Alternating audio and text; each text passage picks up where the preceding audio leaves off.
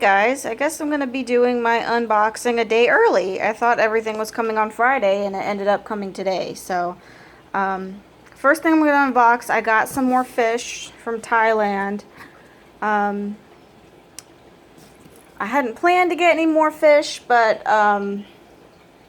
when the seller posted these fish, I really couldn't say no. I tried not to buy them. Then he posted more, and I finally said, I'm just going to get them because I'm going to regret it if I don't. And sometimes you just have to bite the bullet. So, they just came in from the transshipper.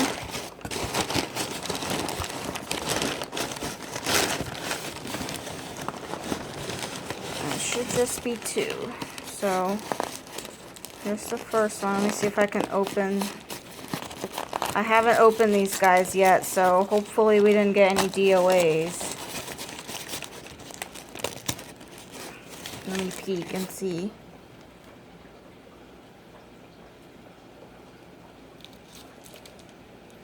Okay, I think we got a live one. Let's see what I got. Looks like he's in yellow water, which is gonna distort the color a bit, but a lot of the Asian sellers will put medication in the water. But here he is. He's a salamander half-moon butterfly.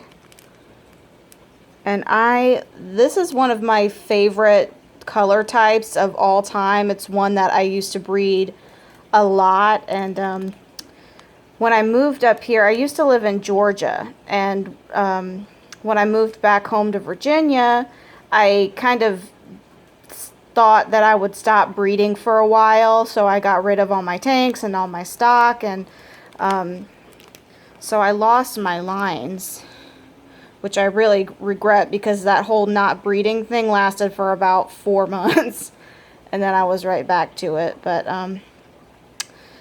this guy's from Patsayawan, who's an aquabid seller. He's a really well-known seller and one of the best Thai breeders in my opinion.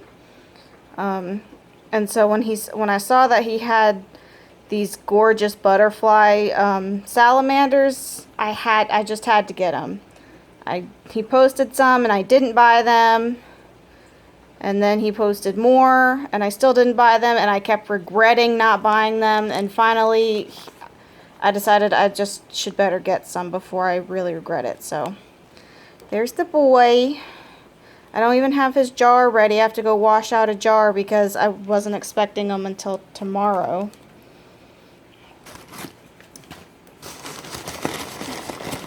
And I'm pretty sure you guys can guess what the other one is. It's a girl. This one is ripped open. It was probably checked by the importer or by the transshipper. Let's see if I can pull it out. Alright. And there's the girl. She's looking good. They're both a bit stressed. The female, as far as the form, isn't quite what I had hoped.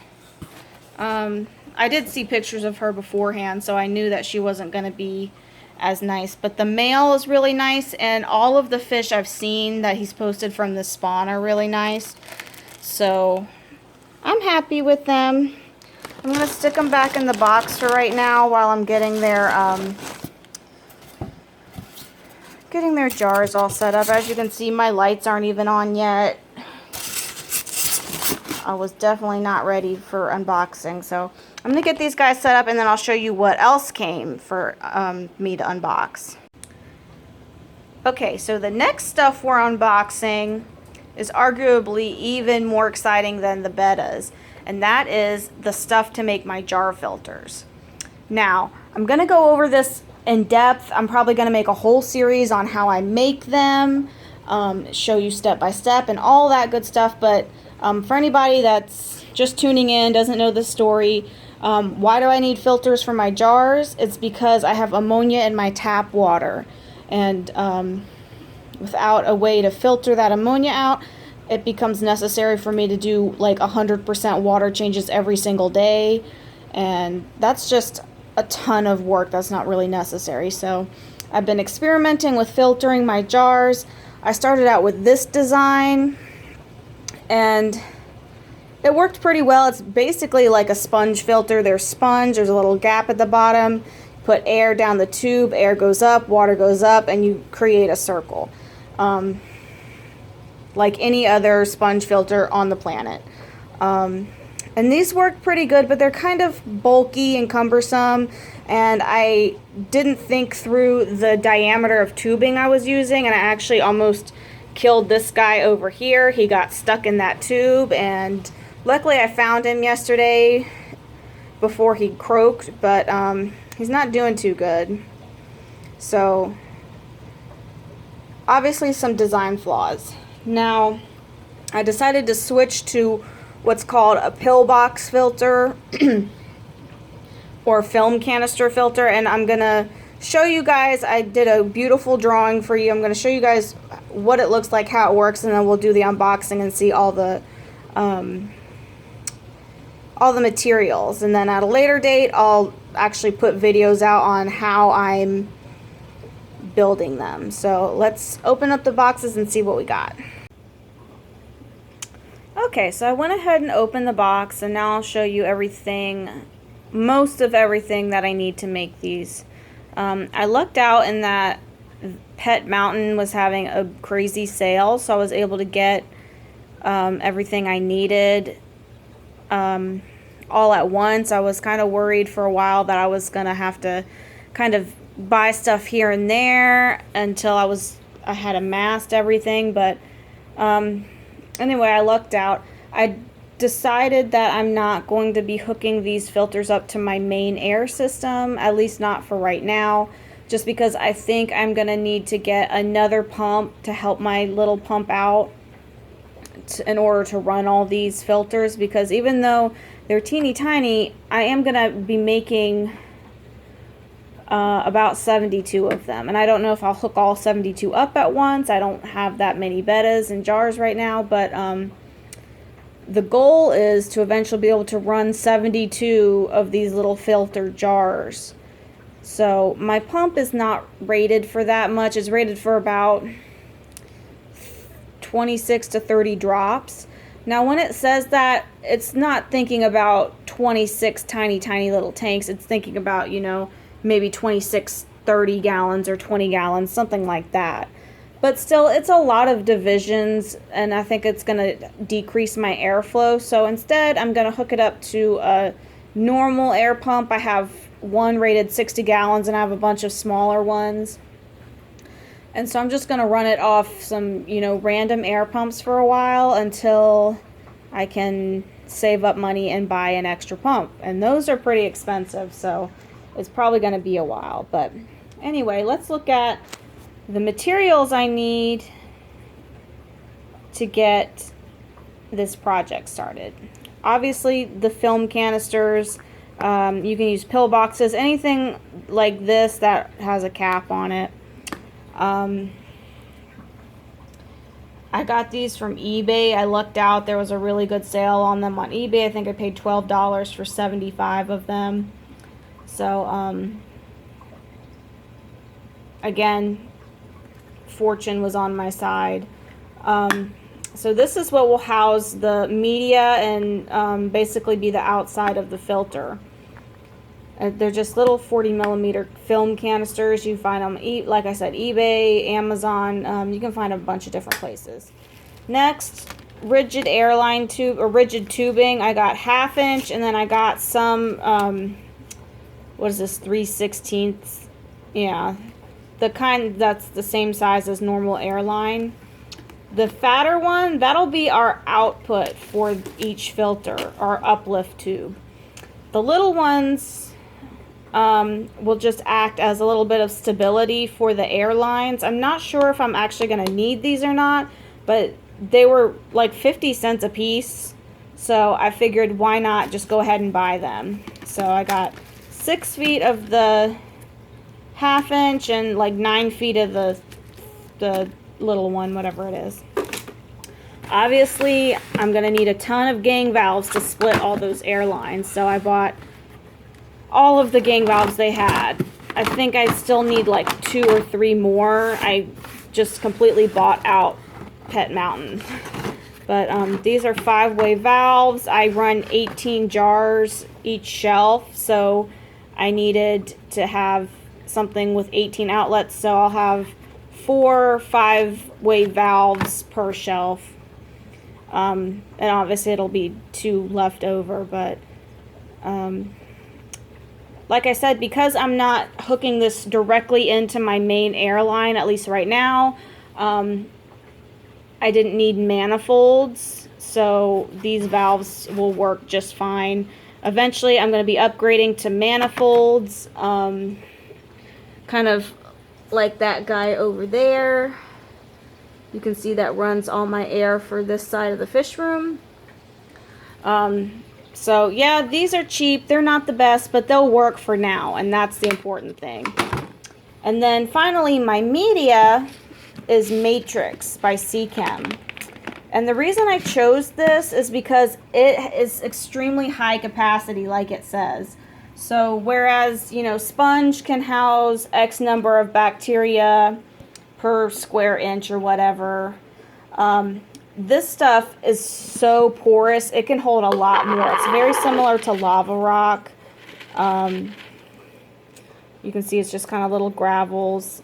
Some of them are kind of big. They might need to be smashed with a hammer, but most of them are, you know, decent sized. And I did the math, and this is 2 liters, and 2 liters is enough to run 200 gallons of water. So if you do the math, my beanies take up like 0.005 of that, so definitely going to be plenty of biofiltration even in these little tiny cup things. So the other things that I'm not showing, obviously airline, I forgot to order it.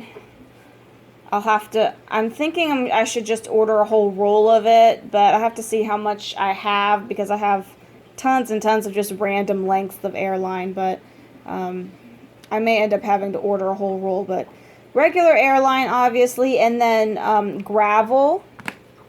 That's a tip I picked up from my friend Casey at Prism Bettas. She's been running these. She's actually who convinced me to try these instead of the sponge filters that I've been doing. And she says this matrix is not heavy. It just kind of floats. So it's not heavy enough to weigh down the filter. So I need to get a little bit of gravel to put in the bottom of these, and that'll add extra biofiltration as well. But pretty much have everything I need. Now I'll show you my cute little drawing. I'm not an artist, so don't make fun of me. Show you how these are gonna look. So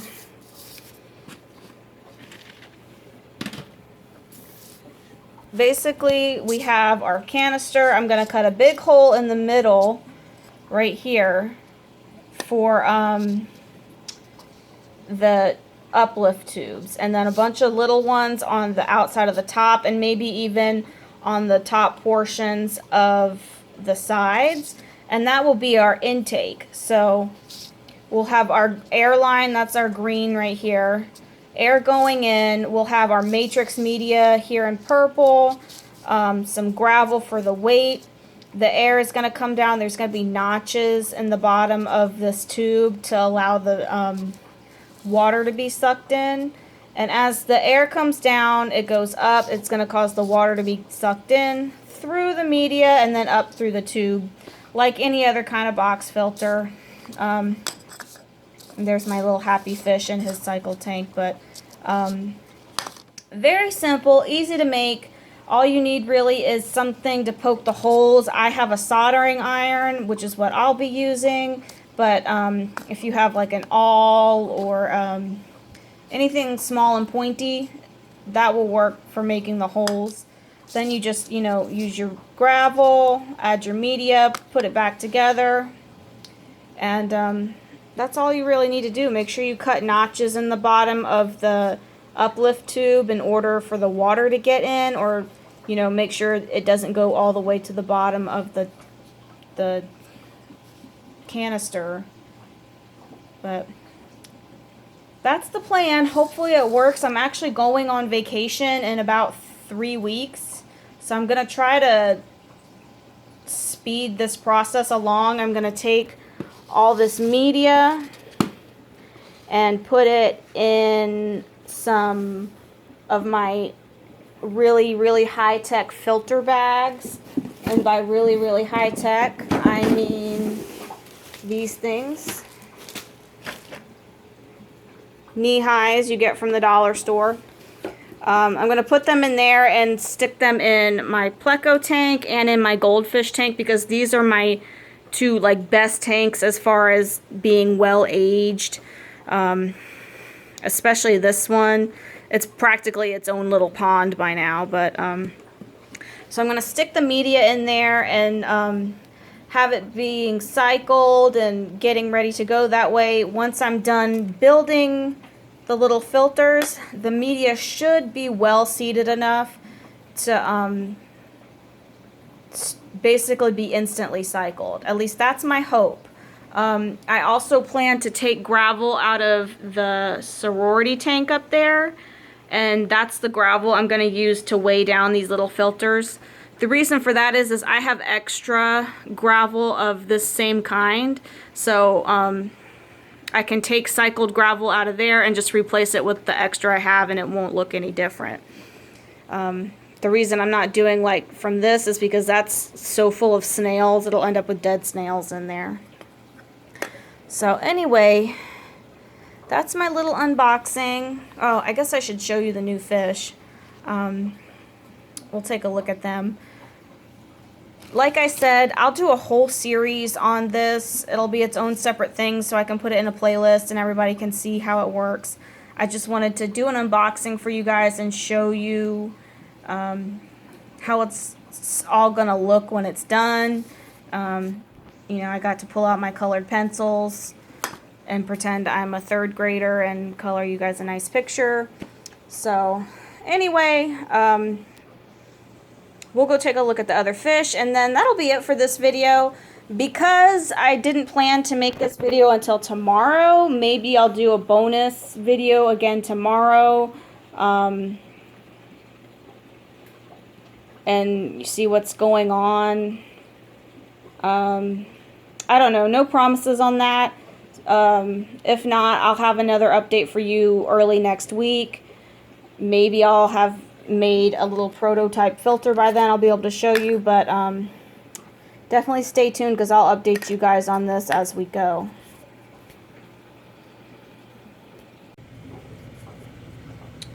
Okay, here's the new guys. Still kind of stressed out, especially the female because she jumped out. Oh, look, he's gonna flare for you after I told you he was stressed out. Yeah, the female's extra stressed out because she decided to jump in the bucket that I was pouring their bags out in, and the water, there's a little bit of water in there and it's really cold because it's just left over from yesterday. So but they're doing good. I'll put some meds in there for them. I treat all my incoming fish with Furan too, because it treats hexamida, which is something that's pretty prevalent in imported bettas.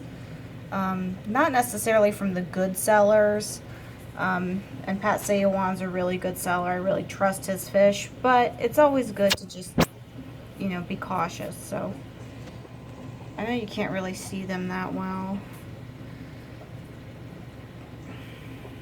but they're really just so gorgeous. I don't know if I can find my flashlight for you. Hang on just a second. Okay, I found the flashlight so you can see the colors better.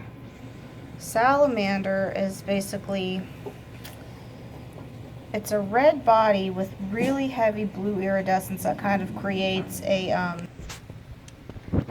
sorry about that. My dog is trying to eat the guy that's fixing our deck. Anyway, Like I was saying, salamander is a red-bodied fish that has really heavy blue iridescence, which creates that kind of purple look to them. But if you look, you know, at their heads and stuff, they look red. And that's because on bettas, the colors are in layers. So you have different layers. Blue is one of the top layers. Red is a lower layer, hence the red being under the blue. But they're just super pretty. Like I said, the female's form is kind of he didn't have very many good females to sell. I picked the best one out of what he had available.